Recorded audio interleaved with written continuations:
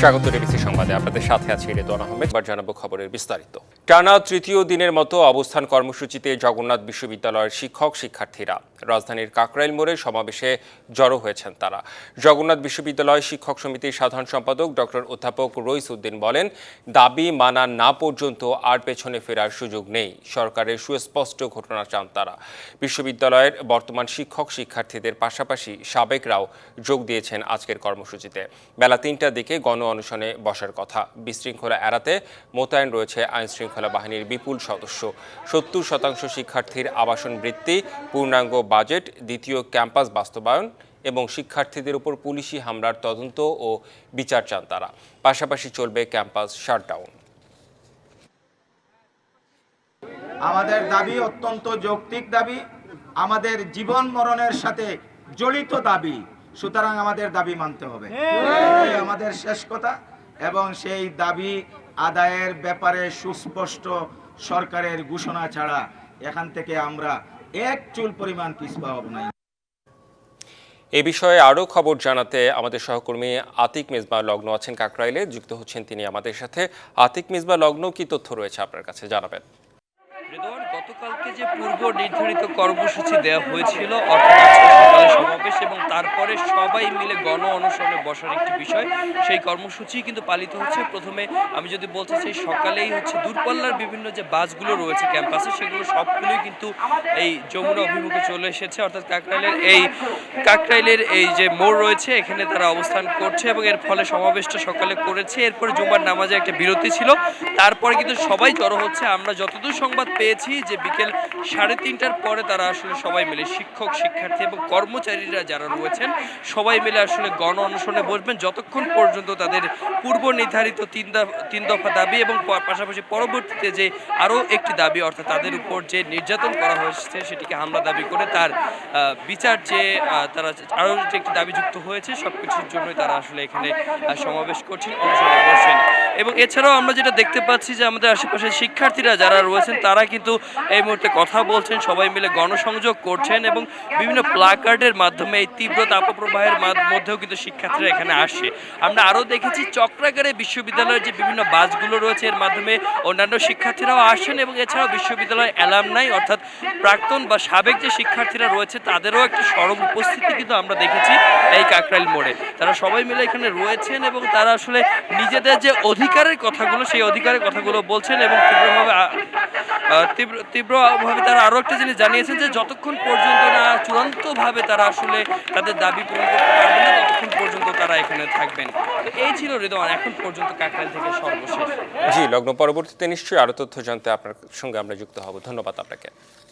ঢাকা বিশ্ববিদ্যালয়ের শিক্ষার্থী ও ছাত্রদল নেতা শাহরিয়ার আলম সাম্য হত্যায় জড়িত সবাইকে গ্রেপ্তারে প্রশাসনকে 48 ঘন্টার আলটিমেটাম দিয়েছেন সাধারণ শিক্ষার্থীরা।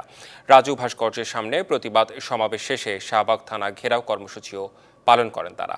রবিবার সকাল থেকে আবারও বিক্ষোভ করবেন শিক্ষার্থীরা।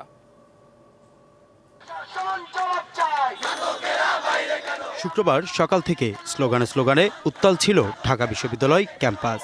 সহপাঠী শাহরিয়ার আলম সাম্য হত্যার সুষ্ঠু বিচারের দাবি শিক্ষার্থীদের।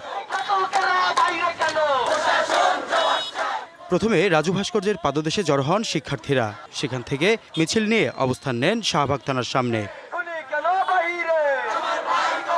শিক্ষার্থীদের অভিযোগ, সাম্য হত্যার ঘটনায় জড়িত সবাইকে দ্রুত গ্রেপ্তার না করাই প্রশ্ন তৈরি হয়েছে। নিরাপদ ক্যাম্পাস এবং 48 ঘন্টার মধ্যে মূল আসামিকে গ্রেপ্তারের দাবি জানান তারা। আমার বন্ধুর তো মরার কথা না, এই দায় এই রাষ্ট্রের নিতে হবে, এই দায় প্রশাসনের নিতে হবে। সকলকে গ্রেপ্তার করে বিচারের আওতায় আনতে হবে এবং দ্রুত বিচার ট্রাইব্যুনালে ফাঁসির আদেশ দিতে হবে। যারা ওকে স্টেপ করেছে এবং আসলে প্রকৃত দোষী তাদেরকে ধরা না পর্যন্ত আমরা আসলে আমাদের কর্মসূচি চালিয়ে যাব। থানা ঘেরাও কর্মসূচি চলাকালে পুলিশের ঊর্ধ্বতন কর্মকর্তাদের সঙ্গে বৈঠকে বসে শিক্ষক এবং ছাত্রদের প্রতিনিধি দল।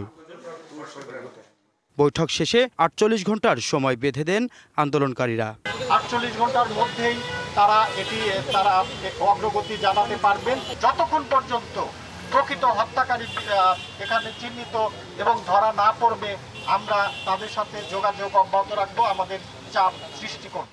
হাসিব পান্থ, ডিবিসি নিউজ, ঢাকা।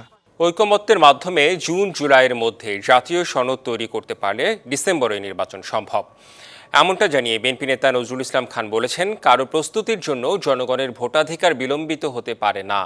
দলের আরেক নেতা জয়নুল আবদিন ফারুক বলেন, দেশের বর্তমান প্রেক্ষাপটে অন্তর্বর্তী সরকারের মূল দায়িত্ব দ্রুত নির্বাচন দেয়া, আর করিডোর নিয়ে সিদ্ধান্ত নেবে নির্বাচিত সরকার।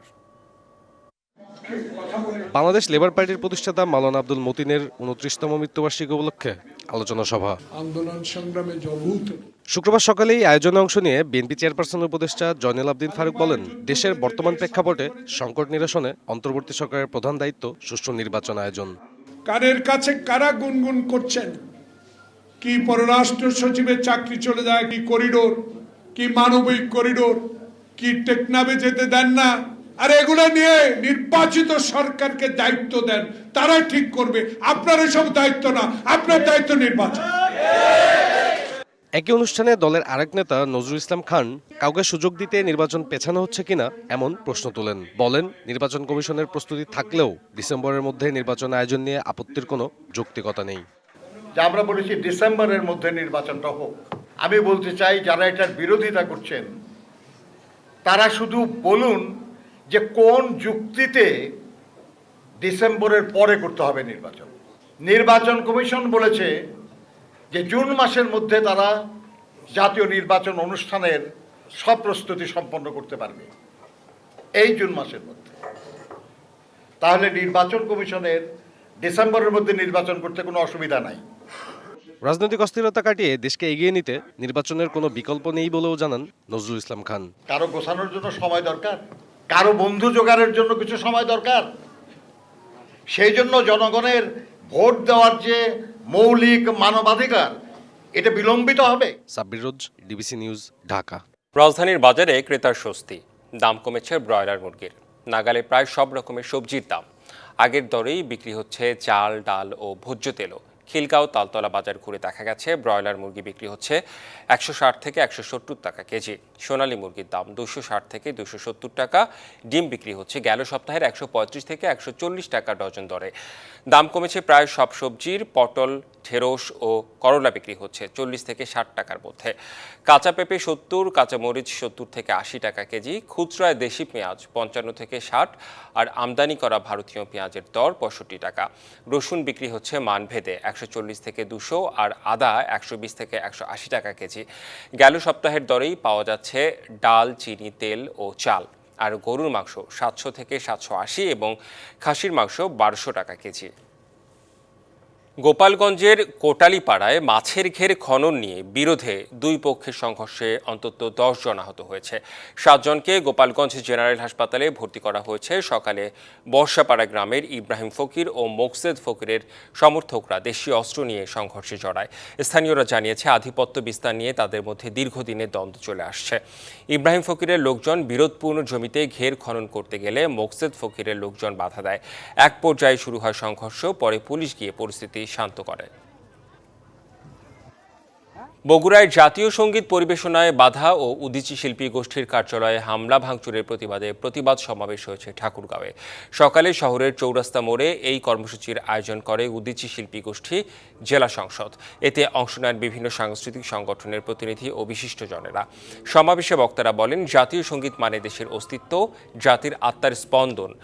এর উপর হামলা চালিয়ে দেশের ইতিহাস, ঐতিহ্য ও সংবিধানকে অপমান করা হয়েছে। হামলাকারীদের দ্রুত গ্রেপ্তার ও দৃষ্টান্তমূলক শাস্তির দাবি জানান তারা। পরে জাতীয় সঙ্গীত পরিবেশন করেন উদীচীর শিল্পীরা। উড্ডয়নের সময় একটি চাকা খুলে পড়ে যাওয়া উড়োজাহাজ নিয়েই ঢাকায় নিরাপদে অবতরণ করেছে কক্সবাজার থেকে ছেড়ে আসা বাংলাদেশ বিমানের একটি ফ্লাইট। বাংলাদেশ বিমানের ফ্লাইট BG436 উড়োজাহাজটিতে শিশুসহ মোট ৭১ জন যাত্রী ছিল। বিমান বাংলাদেশ এয়ারলাইন্সের জনসংযোগ শাখার মহাব্যবস্থাপক রওশন কবির জানান, উড়োজাহাজটিকে বিমানবন্দরের রানওয়ের পাশে রাখা হয়েছে। ফ্লাইটটি ইমার্জেন্সি ঘোষণা করা হয়েছে।